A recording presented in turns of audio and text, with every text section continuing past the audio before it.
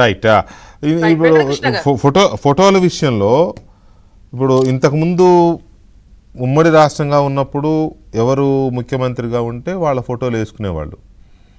ఏది అది స్కీమ్స్ ఏ స్కీమ్స్ అయినా, రేషన్ కార్డు అయినా లేకపోతే ఇంకో కార్డు అయినా. అట్లాగనే ఏంటి చూపిస్తున్నారు కిరణ్ కుమార్ రెడ్డి ఫోటోనే ఉంది, మన్మోహన్ సింగ్ గానీ సోనియా గాంధీ గానీ ఎవరు లేదు. అదే నేను చెప్తున్నాను కదా, నేను అదే చెప్తున్నాను.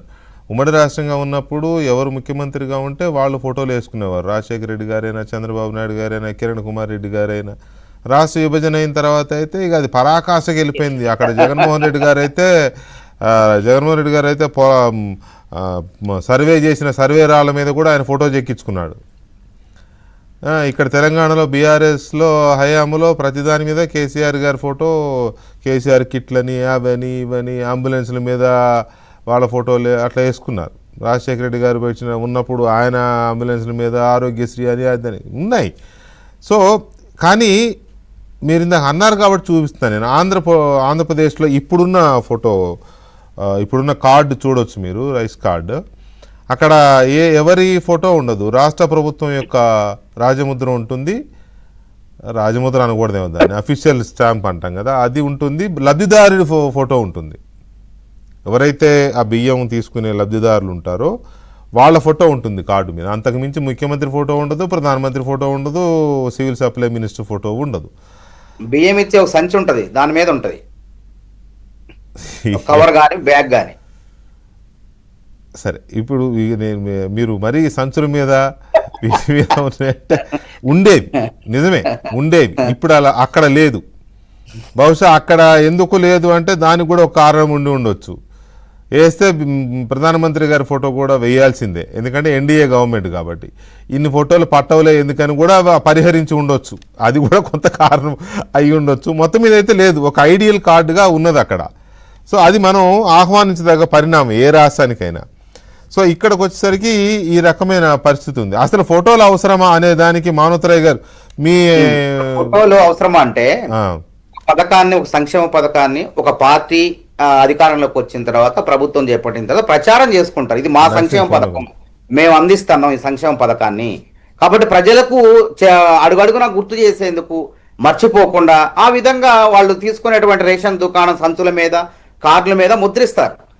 వాటిలో ఈ రోజు మనం ఎందుకు స్మార్ట్ కార్డు ఎందుకు తయారు చేసినాం అంటే దుర్వినియోగం అవుతున్నాయి వైట్ రేషన్ కార్డు. ఎందుకంటే ఒక్క వైట్ రేషన్ కార్డు ఉంటే పలు సంక్షేమ పథకాలు అర్హులవుతారు రాష్ట్రంలో. కాబట్టి వాటిని కూడా కొంతమంది దుర్మార్గులు దుర్వినియోగం చేస్తారు. కాబట్టి దుర్వినియోగం కాకుండా రేషన్ కార్డు స్మార్ట్ కార్డు రూపంలో ముఖ్యమంత్రి గారు, పౌర సరఫరాల శాఖ మంత్రి గారు రేవంత్ రెడ్డి గారు, ఉత్తమ్ కుమార్ రెడ్డి గారు ఫోటోతో ముద్రించారు. ఎందుకంటే సన్నబియ్యం పథకాన్ని కాంగ్రెస్ ప్రభుత్వం ఇస్తుంది, ప్రజలు కూడా మర్చిపోవద్దు. అదేవిధంగా ఇందిరమ్మ ఇల్లు పథకం ఉందనుకోండి, ఇందిరాగాంధీ ఫోటో ఉంటుంది. ఇలాంటి 3 రంగుల గతంలో 20 లక్షల ఇల్లు కట్టినాం. కేంద్ర ప్రభుత్వం కూడా వాస్తవంగా కేంద్ర ప్రభుత్వం వాటా ఉన్నది, పట్టణాలు లక్ష గ్రామీణ ప్రాంతాల్లో 70,000 ఉన్నది. కానీ వాళ్ళు నగదు రూపంలో డబ్బులు ఇవ్వాలంటే వాళ్ళు మనసు ఒప్పదు. కాంగ్రెస్ ప్రభుత్వానికి ముప్పు తిప్పలు పెట్టాల్సిందే, ఎందుకంటే కాంగ్రెస్ ప్రభుత్వానికి రేవంత్ రెడ్డికి పేరు రావద్దు. ఇప్పటికి కూడా 4.5 లక్షల ఇల్లు మంజూరైతే ఇప్పటికి కూడా 1,500 కోట్ల రూపాయలని మంజూరు చేయండి మహాప్రభు అని చెప్పి రాష్ట్ర మంత్రులు, ముఖ్యమంత్రి గారు పోయి వినతిపత్రాలు ఇస్తున్నారు. అదే విధంగా స్కాలర్షిప్ల విషయంలో కూడా గుర్తుపెట్టుకోండి. అంటే నేను నా పాయింట్ ఒకటేనండి ఇక్కడ, దయచేసి మీరు అర్థం చేసుకోండి. పథకాలు శాశ్వతమా, ప్రభుత్వాలు శాశ్వతమా అనేది పాయింట్. దయచేసి ట్రై టు అండర్స్టాండ్.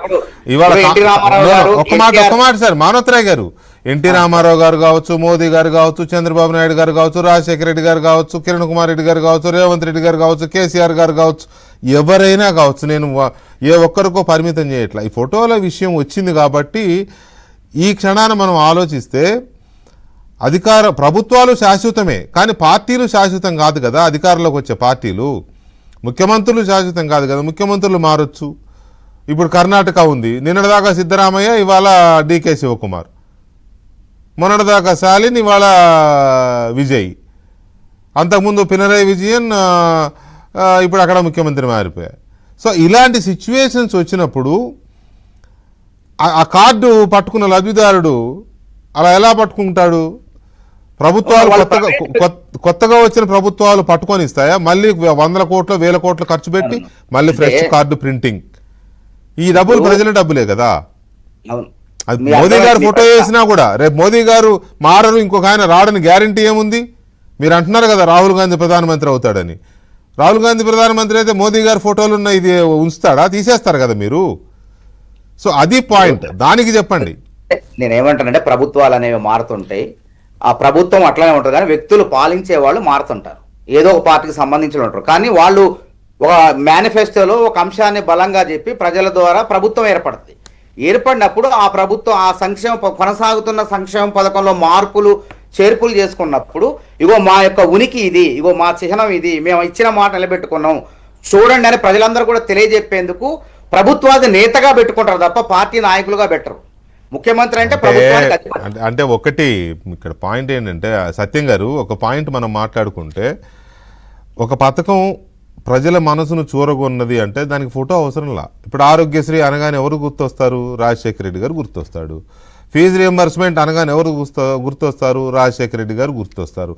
ఐటీ అన్న, హైటెక్ సిటీ అన్న ఎవరు గుర్తొస్తారు? చంద్రబాబు నాయుడు గుర్తొస్తాడు. జన్మభూమి శ్రమదానం అంటే ఎవరు గుర్తొస్తారు? చంద్రబాబు నాయుడు గుర్తొస్తారు. అట్లా కొన్ని ఫ్లాగ్షిప్ ప్రోగ్రామ్స్ పెడితే ఆటోమేటిక్గా ఆ నాయకులను ప్రజలు గుర్తుపెట్టుకుంటారు కదా. దీనికి ఫోటోలు, విగ్రహాలు అవసరమా సత్యం గారు? వాస్తవానికి మీరన్నట్టుగా సక్సెస్ రేట్ అనేది సస్టైనబిలిటీ తీసుకొస్తుంది. యా